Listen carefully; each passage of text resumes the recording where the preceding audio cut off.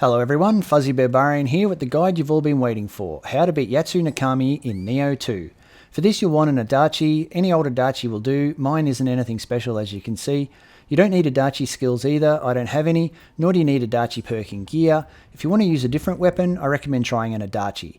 Trust me on this. Also, high stance and strong attacks are what we'll be relying on for this, as well as a Feral Guardian Spirit attuned with the Mizuki Soul Core. Once the fight starts, the snake will charge. Lock on and step to the right, line up the left snake arm with Yatsu's head and do a strong attack to hit both, then immediately double dodge back and away. For this first phase, keep your distance and wait for it to put its arms in the ground. When it does, you want to run at one of its arms and get yourself behind it, kind of in its armpit area, then aim a strong attack at the snake's head. Doing that hits the arm and the head at the same time, then immediately get out.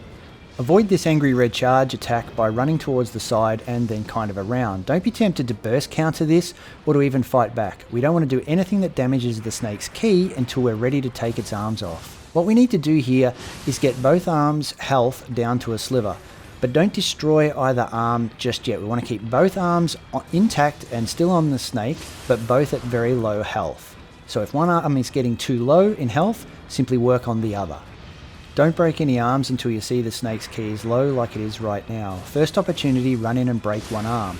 This staggers it for a moment, immediately switch sides and break the other arm too.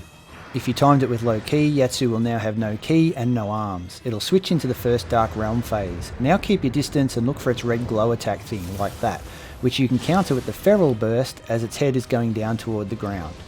And as you've seen a couple of times already, just dodge roll through those flying kunai things it throws. Here you can get aggressive if you want and roll through its attacks and get hits in. I'm not really doing that. For this guide, I want to show it's easier to kind of hang back and guard or dodge through or away from attacks as you wait for the red attack that you can burst counter. If you're patient, 2 burst counters and a couple of follow attacks will milk it entirely of its ki, like we already have now. While its ki is out, all hits will stagger it. If you're fast enough, you can drop the snake and get a grapple attack in before the next phase, but I didn't manage that here. Now we're at phase 2. This is much like phase 1, however now the boss can enter the Dark Realm randomly at any time. Definitely don't burst counter that charge move, just run sideways and avoid it. You mustn't hit the snake and take any ki off. All we want to do is hit its arms. Now because it could go into the Dark Realm at any moment, the race is on to destroy at least one arm. We don't want 3 snakes to have to deal with in the Dark Realm. We'll save our Mizuki Yokai ability to take care of one snake if we can't destroy both before the Dark Realm happens. Getting a hit on both arms to weaken both before destroying one can work out good, but if the boss triggers Dark Realm early, then it could cost you the chance to have destroyed at least one arm, leaving you with 2 extra snakes in the Dark Realm instead of 1 or maybe none. Keep it in your mind to trigger the Mizuki Yokai ability if the Dark Realm happens. If used fast enough, Mizuki can take out both extra snakes. If you've already destroyed one of the arms, Mizuki guarantees you'll also immediately take out the other so long as you're close enough. If you've put some ninjutsu points into unlocking shurikens and kunai, they too are great for taking out any little snake arms that break off. I have those unlocked, you can see that there, but I'm not using them in this fight because I want to show you how to do it if you haven't unlocked those yet. But absolutely everyone will have unlocked and obtained the Mizuki Soul Core. You couldn't get to this point in the game if you hadn't. This is the perfect distance to stand, makes it easy to do the Feral Burst counter to counter that red attack and leaves you able to get a hit in immediately after. When you grapple at this point, you can also get a hit in immediately after that too.